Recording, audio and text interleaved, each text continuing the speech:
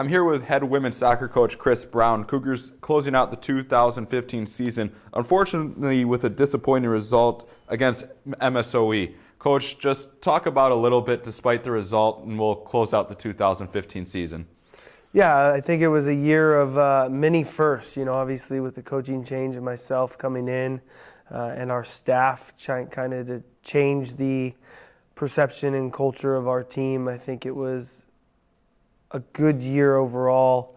Very happy with the progress we made and the progressions we made throughout the year. Obviously disappointed we didn't reach our goal of getting in the conference tournament, but we'll get back to work and see how things go, evaluate players, and continue to push them to make sure we hit our goal next year.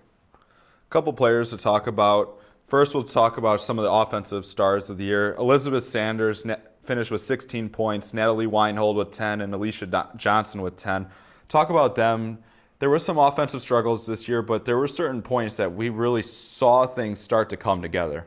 Yeah, I think anytime you change kind of maybe ways we play the game or differences in attacking philosophies, I felt that the three of them had an impact. And all three players who have been at this level for a few years now and knows what it takes to make an impact in the game. And I think at times you saw that happen time to time. So as we go forward and move on throughout the rest of the fall here and into the winter and into the spring, it'll be our job to continue to push them along with the rest of the group and just add more consistency to that. So when we come into the fall of 2016, we can hit the ground running and it won't take as much time maybe to get into things.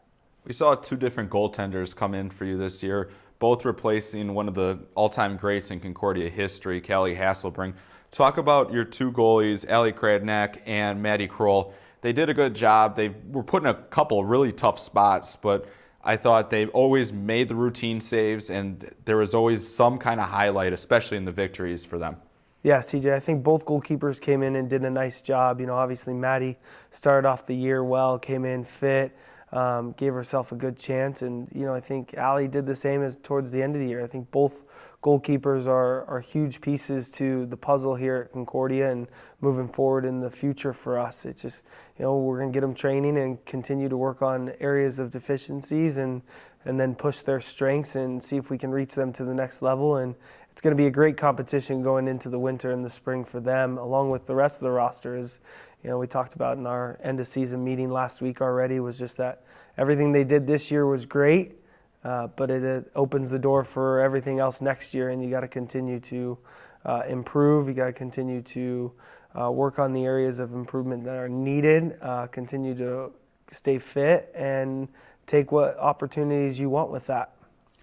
How were your girls really in buying into your process? First year head coach, you made a lot of players also move positions around in your new system here. How did the team really buy into everything this year for you? Well, I think overall they did a really nice job. With new changes, obviously it takes time to get acclimated. And I think when you saw the stretch of run we had with that 5-game winning streak, and then the way we played against Aurora and against Concordia, Wisconsin, I think you really saw a byproduct of what we can become as a group. So it took time. The non-conference schedule was part of that building process and seeing what we were going to be about and where players could have an impact. And we still felt times that we could move things around and put players in certain situations to be impactful for us. And I think that will continue to happen as kids perform and they work hard to earn their opportunities. So I think they've adjusted well. I think they're super excited for what's ahead of us. They get the week off and we get back after it for about 7 more training sessions the rest of the fall, and then they'll get some time off, and we'll hit it hard in the winter and get some time off and then get after it in the spring, because our schedule for the fall of 16 isn't necessarily the nicest one, but it's one that's going to challenge us and push us to go where we want to go. We have a great senior class leaving your program this year that you got to know just for a single year. How, closing out the 2015, looking to 2016, are you going to help breed those leaders that you guys are going to need to replace to have a successful year next year? Yeah, the seniors they're a class act. I mean, they've gone through a lot. Going into their senior year, they had a change in coaches.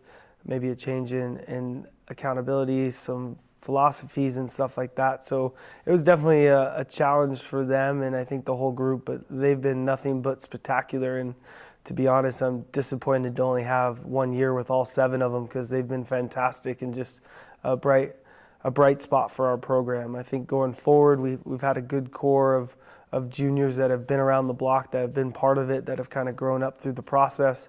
Our sophomores are very strong and they're hungry. And then obviously the freshmen who got their first taste of it and realized that, guess what? It comes and goes so quick. So they're super hungry as well. So I think, we're young, we're hungry, and we're ready for the next challenge. Looking towards this offseason, you talked about some time off, the few training sessions you guys do have left. What's going to be the key to the development of your players in the offseason to get ready for spring practice and then for the fall of 2016 to have that success, to be able to make a top 6 and really make some noise and make yourself known in the conference? Well, I think it's the group taking care of themselves and making sure that the things that they can control, they can control. So they know what those factors are. They know how to take care of it. Our job is to continue to help coach them and lead them down that path. And I think if they take care of that and understand that it is a long process, there is no real time off, but there are small breaks to achieve our goals, they'll be fine and they'll come in ready. I think they're all disappointed that we didn't get to play this weekend and we're not playing now. So we're going to continue to help focus on those areas, and especially with them on the ball and their fitness, and we'll continue to push forward. So it should be exciting for sure. Unfortunate ending to the 2015 season, Coach. Summarize and give us your final thoughts of your first year here at Concordia. You're closing out the 2015 season. I think it was a fantastic one, as much as our record doesn't show that. I think there's been so much leaps and bounds within our group, not only what people see on the outside, but how we go about things on the inside. So I think the number one that sums it up is just process. From there, we can take it to the next level, and that's what I'm looking forward to. I know that's what the girls are looking forward to as well. Coach, I'd like to thank you for your time coming in all year so far for these weekly interviews. Good luck in 2016, and go Cougars. Awesome. Thanks, guys. Appreciate it.